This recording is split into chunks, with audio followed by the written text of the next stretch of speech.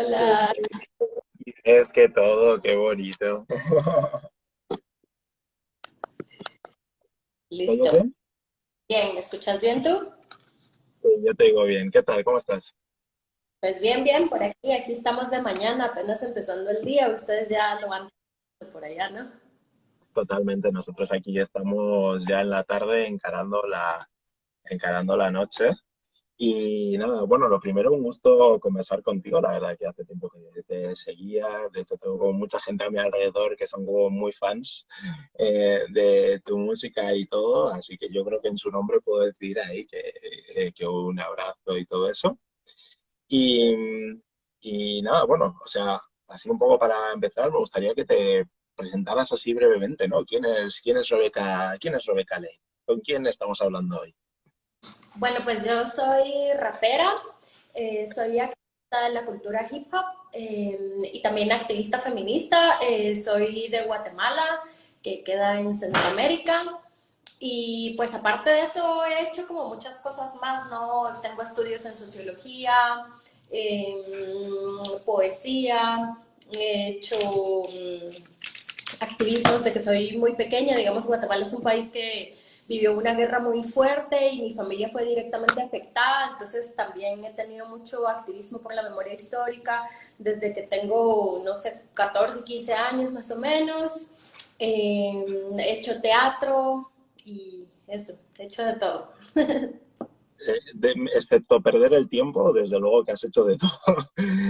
¿Y cómo has llevado el confinamiento?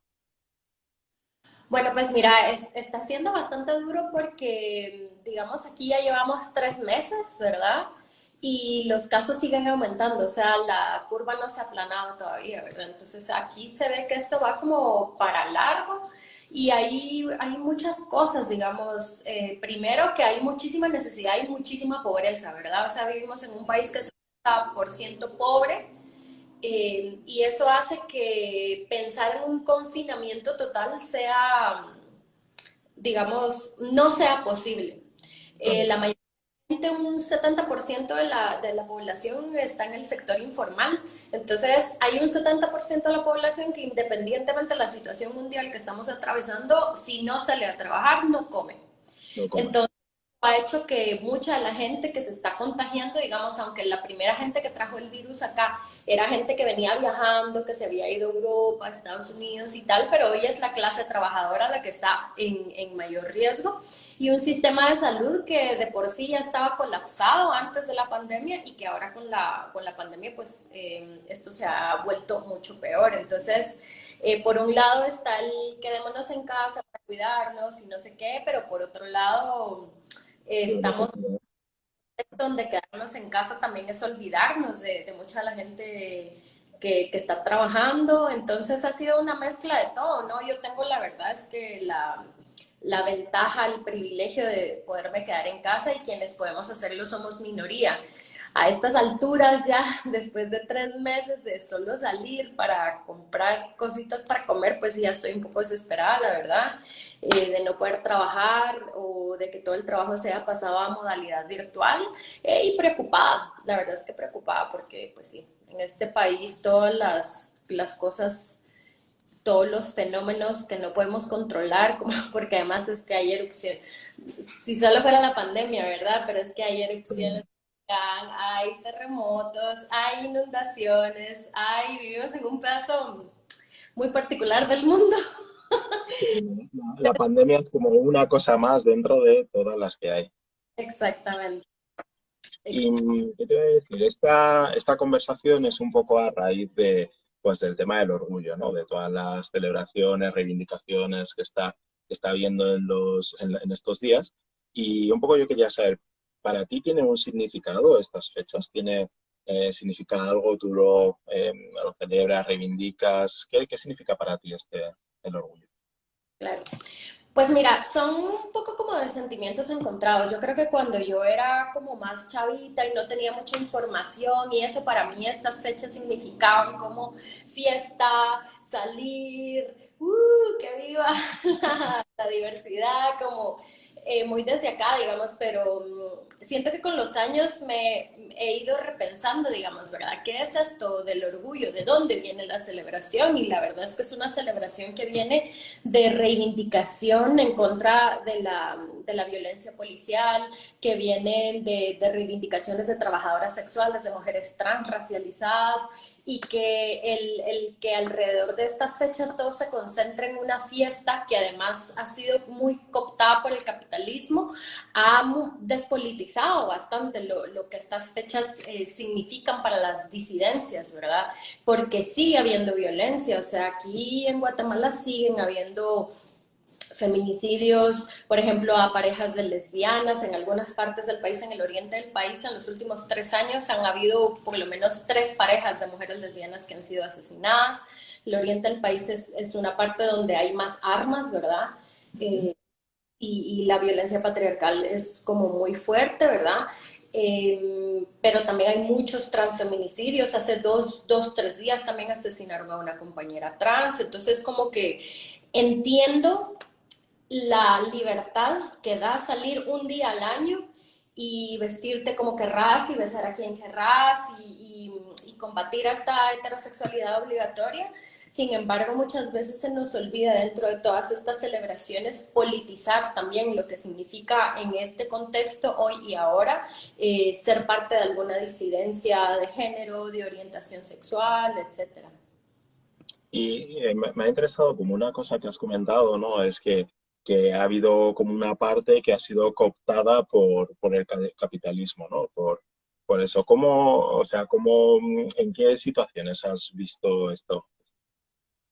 Pues mira, yo creo que las marcas han encontrado, digamos, bueno, definitivamente hay que matizar, digamos, ¿verdad? Porque la orientación sexual o tu orientación sexual puede ser independiente de otros factores, digamos, como tu etnicidad, como tu género, como tu clase social. Entonces, también, y esto ha pasado en todo el mundo y pasa aquí en Guatemala, aquí les decimos los gays de la élite, ¿verdad? O sea, también dentro de las élites hay personas que son con una orientación sexual no heterosexual.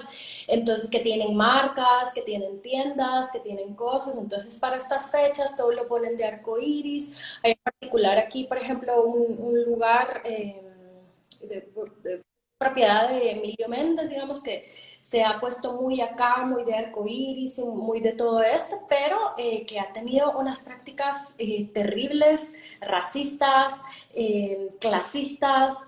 Entonces, es como, yo siento que hay mucha gente que precisamente ha despolitizado lo que significa ser parte de una disidencia, digamos, y se montan, bueno, sí, en Estados Unidos ahora todo está de arcoíris, aquí lo vamos a hacer también.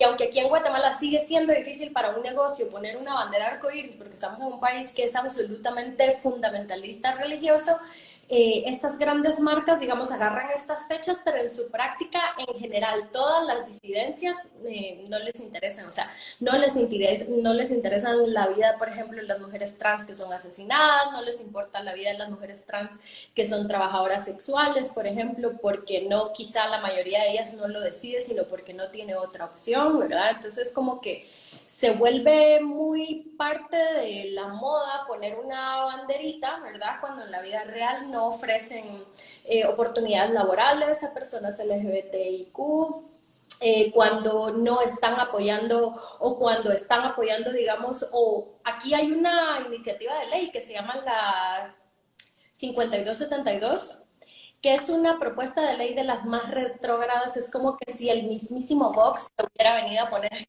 Congreso de Guatemala, que es una mezcla entre políticas conservadoras y fundamentalistas religiosos, digamos, ¿verdad? Y, por ejemplo, ninguna de estas marcas ha salido a pronunciarse en contra de esta iniciativa de ley. Entonces, pues sí, está muy bonito que en tu negocio durante el mes de junio pongas una banderita de arco iris, pero en la práctica en este país necesitamos acciones concretas que las marcas no están teniendo. Entonces, ahí uno se da cuenta, bueno, parte del marketing. Por una parte está bien porque se da visibilidad, digamos, pero más allá de la visibilidad se necesitan acciones concretas que no existen, ¿verdad? Eso es, justo hace poco había una polémica por un anuncio de Calvin Klein que ponía a una mujer trans negra y claro, por un lado estaba quienes celebraban, ¿no?, que una mujer trans negra pues hubiera llegado a ser la imagen de una marca así tan potente y además ahí como en el centro de Nueva York, como tan visible, pero por otro lado pues estaban quienes decían que bueno, que aquí la marca lo que está haciendo es simplemente pues utilizar sumarse como a un carro para seguir generando negocio, ¿no? Para no quedarse atrás a la hora de generar negocio. Claro, y mira, y este caso yo siento que ha sido como muy revelador, para mí ha sido como muy triste ver, pues sí, independientemente de las críticas que tengamos al capitalismo y a la mercantilización de cosas, digamos, por ejemplo, muchísima gente en redes sociales indignadísima. Primero pensando es que cómo va a ser una mujer trans la que esté en una campaña publicitaria, como que esto fuera un derecho que hemos adquirido las mujeres, ¿sabes? Como, ay, como te están quitando el espacio, como, ¿y espacio de qué? ¿O espacio de que te pongan en bolas en una gran cartelera? Ah, ok, no sabía que esto era uno de nuestros derechos fundamentales, ¿verdad? Y luego gente que empieza a decir, es que ellos solo están mercantilizando y no sé qué. Bueno, sí, sí lo están haciendo, están mercantilizando. Pero, o sea, yo nunca te vi preocupado, por ejemplo, cuando Nike utilizó un pañuelo verde en una de sus campañas. O sea, las marcas definitivamente están utilizando todo lo que los movimientos de base estamos creando, digamos, ¿verdad? Toda esta creación significativa que estamos haciendo y la está utilizando. Pero también sirve mucho para medir las intolerancias de las personas, porque, o sea, no es la primera mujer trans ni el primer hombre trans que sale en una campaña de Calvin Klein. Lo que pasa es de que las mujeres y hombres trans que ya habían salido en esas campañas cabían dentro de un estereotipo de lo que es ser una mujer femenina, joven, delgada. Entonces también se mezclan como hay muchos elementos de racismo, de gordofobia y de esta mirada como de, bueno, si es trans, tiene que ser femenina, si es trans hacia mujer tiene que ser súper femenina, tiene que estar súper feminizada, cuando sabemos que estos son procesos que no todas las mujeres trans quieren ni pueden tener, porque es un proceso que requiere mucha plata, que requiere un sistema de salud que te pueda dar seguimiento y estamos en un contexto mundo que no todo el mundo quiere y no, que no todo el mundo puede y que no todo el mundo quiere. O sea, no toda la gente trans quiere cumplir, digamos, todos los estereotipos de género que existen respecto a si sus hombres o sus mujeres. Sí, y justo ahora que comentas el tema de las personas trans, justo aquí en las últimas semanas, pues ese debate está, bueno, ese debate, ¿no? Como que hay posiciones como bastante encontradas en este respecto. Allí en Guatemala también esto es un tema del que se habla o directamente no se menciona. Mira, yo creo que sí, definitivamente que hay activistas trans que tienen muchísima fuerza, digamos, que plantean estos debates. Sin embargo, yo sí creo que hay una diferencia profunda entre las luchas, incluso que se dan dentro de los feminismos o de sectores como más queer en Europa a lo que se da aquí. Es decir, aquí las necesidades de la población trans son absolutamente distintas, ¿no entiendes? Aquí es una cuestión de sobrevivencia, es una cuestión de tener acceso a salud, es una cuestión de tener acceso a una...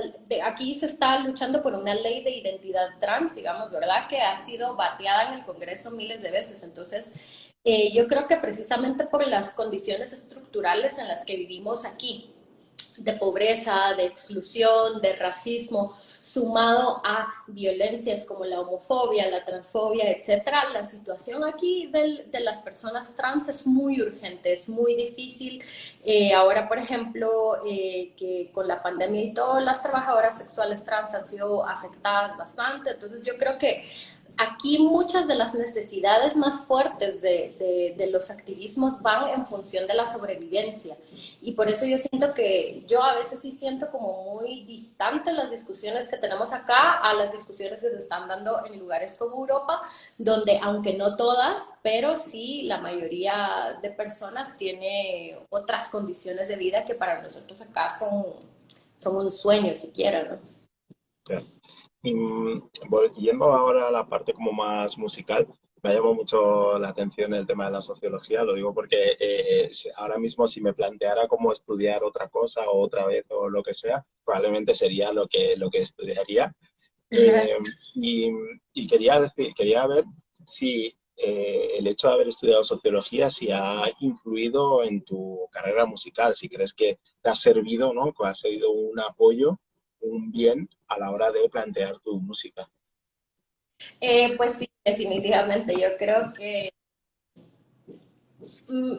como es una onda como que cuando te quitas la venda de los ojos ya no es posible ver la realidad nublada nuevamente. Digamos, a mí la sociología lo que me ha permitido es tener herramientas de no solo de investigación, sino de conocimiento. Es decir, acá, por ejemplo, vivimos en un país que, como te contaba, vivimos casi 40 años de guerra, pero que la educación formal en la escuela jamás te hablan de eso. Es como que no, se firmó la paz en el 96 y todo lo que va antes de eso no te dicen nada. Entonces, en la universidad, depende en qué universidad, ¿verdad? Porque yo estudié en la universidad pública que hay en Guatemala, porque en las privadas, pues es otra la realidad. Pero en la universidad donde yo estudié, la verdad es que sí te daban como que muchos elementos y mucho acceso a leer y entender la realidad desde otra perspectiva. ¿Verdad? Con investigaciones que se han hecho aquí mismo y entender, por ejemplo, el trabajo de grandes personas que incluso durante la guerra fueron asesinadas por el trabajo que hacían antropológico, sociológico, de denunciar esas grandes violencias que se vivían sobre todo en el área rural del país en comunidades indígenas. Y personas como Mirna Mack, por ejemplo, ¿verdad? Que fue asesinada por su trabajo antropológico con las comunidades de población en resistencia.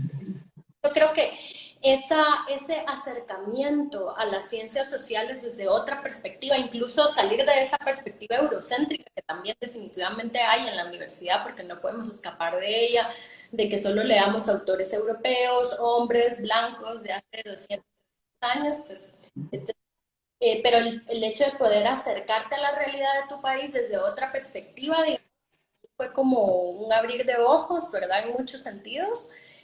Pero también las universidades acá te dan también, la universidad pública particularmente, te da mucha oportunidad de ser activista. O sea, no solo de entender las realidades de otra forma, sino el movimiento estudiantil es un movimiento como muy comprometido, digamos, y que te abre también las puertas a otras cosas. Entonces, definitivamente para mí cantar, una de las principales preocupaciones que yo tenía en la carrera era cómo devolver todo esto, ¿verdad? Es como, ay, qué interesante Claro. investigación que hice sobre las mujeres campesinas en La Laguna, por ejemplo, pero luego yo publico un libro en términos muy académicos, porque yo leí mucho y yo sé mucho, y agarro mi libro y lo presento en una universidad o lo presento en un hotel y tal, y luego pensar en qué tan accesible es mi investigación para las mujeres de San Juan y La Laguna, donde yo fui a qué tanto estoy pensando yo en mi propia tesis, ¿verdad? O en mi propia investigación, o qué tanto estoy pensando en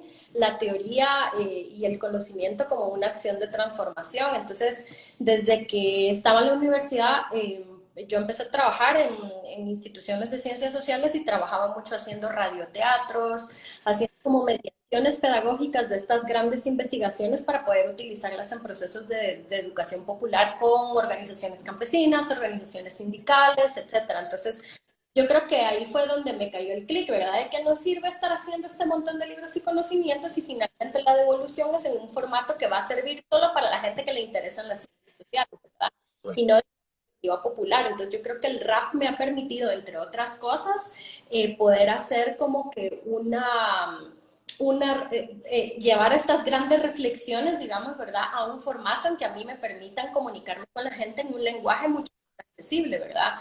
Y de una forma como mucho más pedagógica, pues sí, la música es bastante pedagógica, el rap también.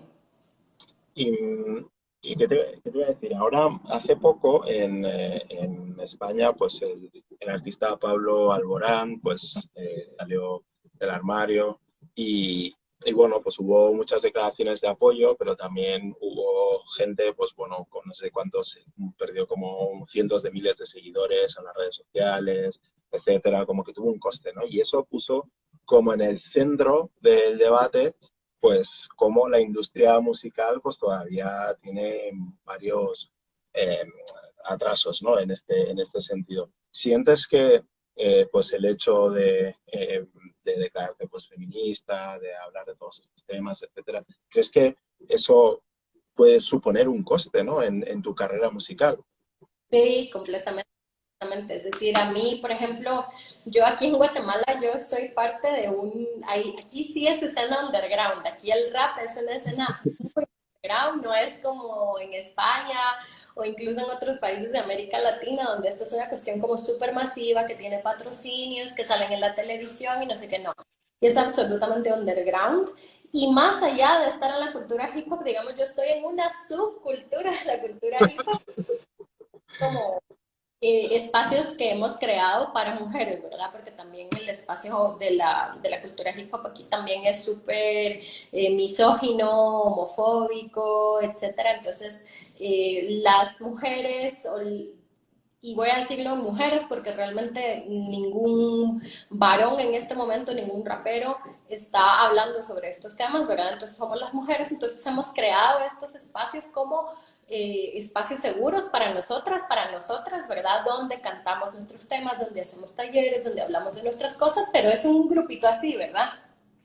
Son grupos súper pequeños, que no tenemos patrocinios, que cuesta un medio que te saquen en un medio de comunicación, que no nos invitan, porque aquí, aunque, o sea, hay creo que un festival de estos internacionales con un montón de gente, ¿verdad? Que viene de aquí, de allá y no sé qué. En uno de esos festivales jamás nos han invitado, ¿verdad? Y creo que el año pasado fue la primera vez que invitaron a un artista de rap, digamos, ¿verdad? Que sí es un artista underground, pero no hay espacio para las mujeres, digamos. Entonces, el gran costo yo creo que aquí en Centroamérica es, pues sí, es el no tener espacios para presentarte, no tener difusión, aquí no nos pasan en la radio, no nos pasan en nada, y cuando algún medio de comunicación nos saca alguna nota, alguna entrevista o algo así, recibimos una oleada de odio como muy fuerte, ¿verdad? De comentarios de gente que lee sobre lo que tú pensás y haces y empiezan estos comentarios de odio que en mi caso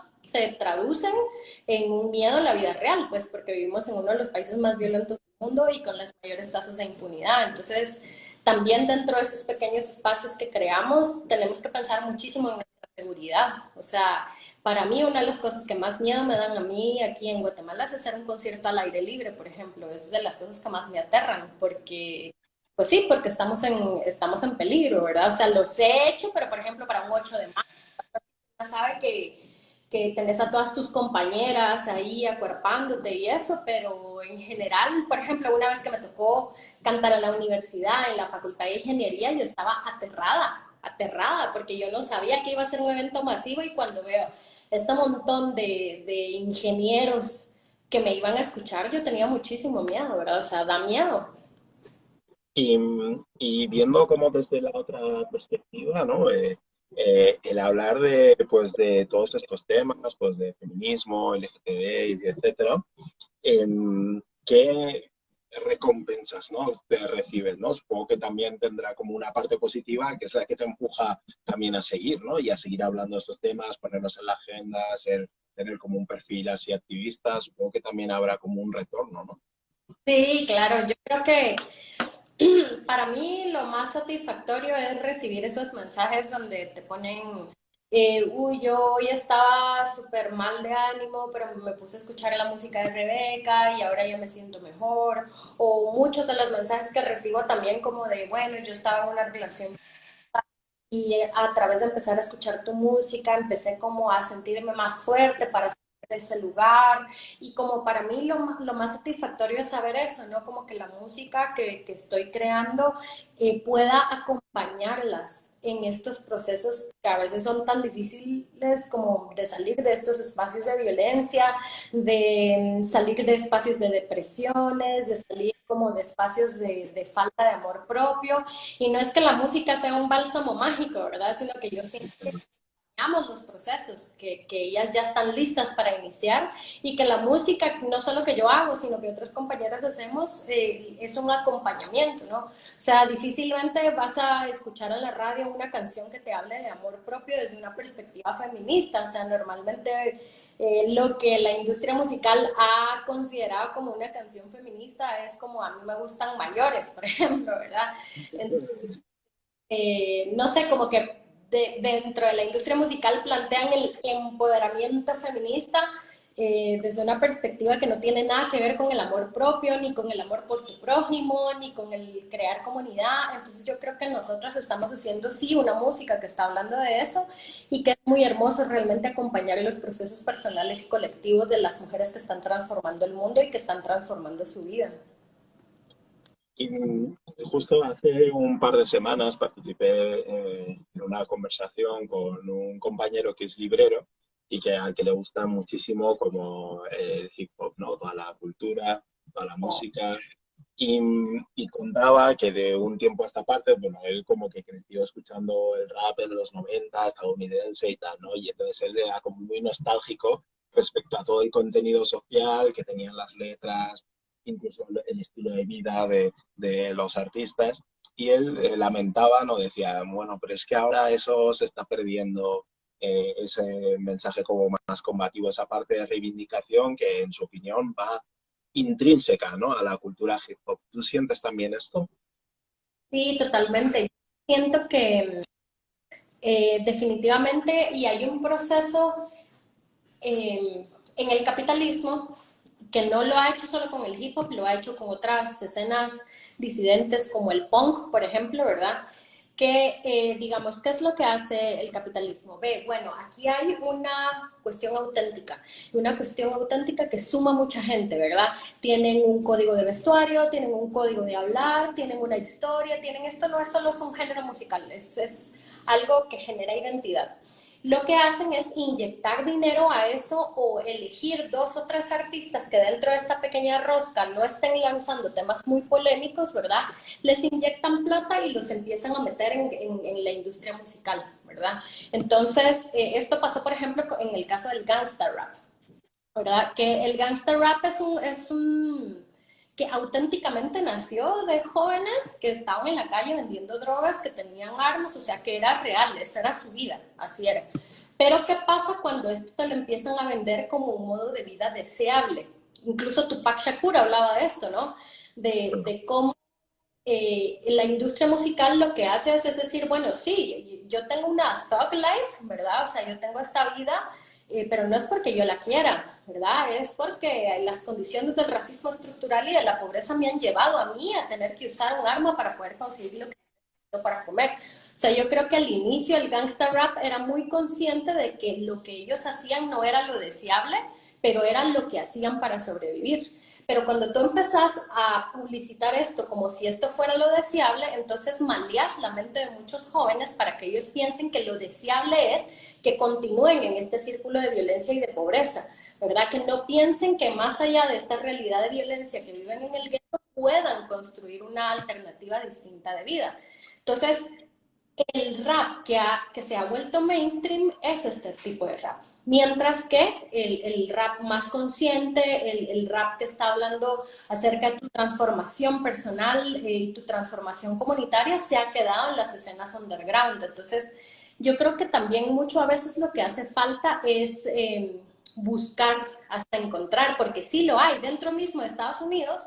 Vos tenés a esta gente hablando, por ejemplo, me viene el caso de Kendrick Lamar, digamos, ¿verdad? Que es alguien que definitivamente está en la cúspide en este momento, eh, pero que sus temas están hablando, por ejemplo, y directamente ahora acerca del racismo, por ejemplo, incluso antes de las grandes movilizaciones que vimos este año. O sea, Kendrick Lamar lleva hablando de esto bastante tiempo ya y sus temas se han utilizado dentro de estas movilizaciones. sí. Entonces, todo lo que te ofrece la industria musical es basura, digamos, o, perdón, o pienso, por ejemplo, en Cardi B. Si vos te pones a escuchar la letra de la música de Cardi B, es como X, ¿no? Es como, pues, se está hablando cualquier cosa. Pero Cardi B ahora tiene una voz política muy fuerte. O sea, ella incluso fue estudiante de ciencias políticas. Yo redes no porque me guste su música, porque realmente no la escucho mucho, pero las opiniones políticas que ella da dentro de todo lo que dice son muy buenas y hace análisis profundos y hace cosas como muy buenas. Entonces, yo creo que eso, dentro de toda esa maraña que existe dentro de la industria musical, podés ir encontrando cosas y sobre todo en las escenas underground, que es donde sigue existiendo, dentro de mis Estados Unidos, dentro de España, dentro de muchos lugares, fuera de esta rosquilla que existe y que tiene todas las luces y que tiene toda la publicidad, sigue habiendo rap político en todos lados del mundo, ¿verdad? Y el rap político este que queda, digamos, ¿ves que, por ejemplo, fechas como el Orgullo o más allá hablen, hablen de, pues, de la comunidad LGTBI, de todo esto? ¿Crees que hay espacio? ¿Se está generando un espacio o todavía cuesta? Mm. Mira, yo creo que no. Yo diría que al menos de lo que yo conozco, siguen siendo espacios absolutamente machistas, heterosexuales, homofóbicos, y lastimosamente aún dentro de esta escena underground se siguen reproduciendo mucho racismo, mucha homofobia, mucha misoginia, y es súper duro intentar tener estas conversaciones. Entonces, digamos, por un lado, por ponerte el caso de Guatemala, yo comprendo y yo entiendo que la mayoría de jóvenes que son parte de la cultura hip hop han tenido limitantes estructurales, ¿verdad? Es decir, la educación que han tenido, la mayoría vienen de barrios, ¿verdad? Entonces, estoy consciente de que estas discusiones de feminismo, de transformación social, de esto no ha llegado ni a sus casas ni a los espacios educativos que tienen. Entonces, hay una limitante estructural a las que ellos se han tenido que enfrentar, con la que reproducen muchísimo de estas cuestiones. Pero cuando ya llegamos a la escena hip hop, si intentamos plantear estas discusiones, ellos están cerrados, ¿verdad? O sea, no, me pongo el caso, por ejemplo, en el año pasado, antepasado, en México tuvimos una cumbre internacional de rap, digamos, ¿verdad? Que era un poco como discutir desde una perspectiva eh, académica o de conocimiento, si lo quieres ver, acerca del hip hop, y los hombres estaban en una posición como de yo no soy machista por decir que alguien rapea como mujer si rapea mal. Yo no soy machista porque yo puedo decir lo que sea en un escenario, o yo no soy homofóbico cuando le digo al otro que me lo voy a follar, porque cuando yo me bajo del escenario yo le doy la mano y nosotros ya estamos bien. O sea, como que hay una visión muy corta de los alcances que tienen lo que ellos están haciendo sobre un escenario. O sea, ellos no comprenden que él se puede dar perfectamente la mano con su compa, pero luego todas las personas estamos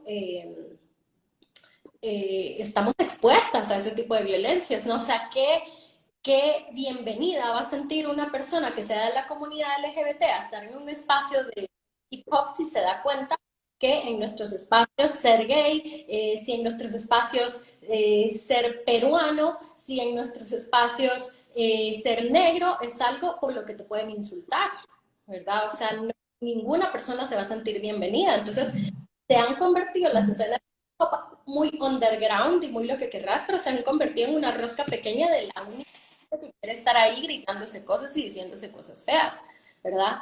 Entonces yo sí creo que hay disidencias haciendo rap, sí hay disidencias haciendo hip hop, pero estamos creando nuestros propios espacios, porque esos espacios generales no son espacios seguros. Y más allá de no ser espacios seguros, son espacios en los que ni siquiera se quiere discutir, ni siquiera se quiere mejorar. O sea, entienden que no saben mucho de estas cosas, pero tampoco les interesa saber. Entonces, ahí ya es complicado, porque una puede comprender, bueno, es lo que te decía al inicio, estructuralmente quizás ellos no han tenido todas las oportunidades, por ejemplo, que he tenido yo, de tener acceso a otros tipos de conocimientos, a otro tipo de experiencias, a otro tipo de activismos, ¿verdad? Pero cuando te topas con la cara de, bueno, no quiero y no me interesa, Entonces ya no se puede construir ahí, tenés que construir tu propio espacio. Y, y ya para un poco ir terminando, qué ejemplos, ¿no? de otras artistas conoces, sigues, te inspiran, ¿no? Y que tengan, que bueno, que seguramente pues tengan igual unas letras, un discurso feminista, por el LGTBI, etcétera, ¿no? Tienes como, ¿cuáles serían como tus referencias? Claro. Bueno, pues yo creo que de lo primero que yo empecé a escuchar y que sigue vigente y sigue creando es Ana Tijoux, ¿verdad? Que es una rapera chilena, tiene un contenido muy lindo, muy amoroso. Está Audrey Funk, que ella es mexicana y ahora vive en Nueva York. Por ejemplo, en México está Masta Cuba y Maribí. Aquí en Guatemala está MC Suina, está Maide Rimas, está Gabriela Volten. Eh, y bueno, si les interesa, yo tengo una playlist en Spotify, en mi perfil de artista, pero también la pueden buscar como Raperras, así con doble R. Canciones como de las raperas que yo admiro mucho.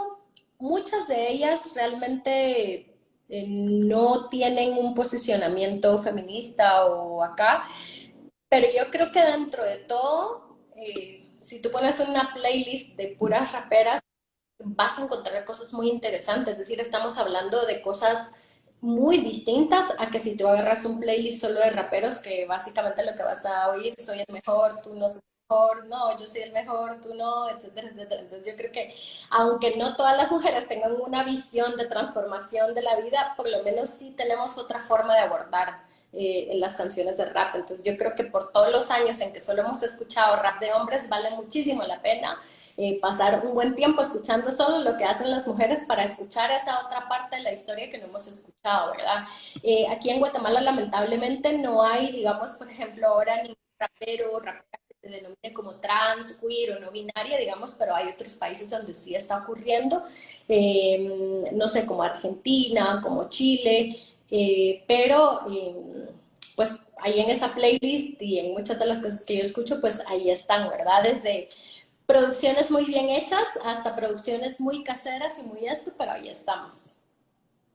Y para terminar, así un poco como curiosidad, ¿no estarás aprovechando la pandemia para tener algún nuevo trabajo, nuevas letras? No sé, te está inspirando aquí este ratito, ¿no? De estar en casa.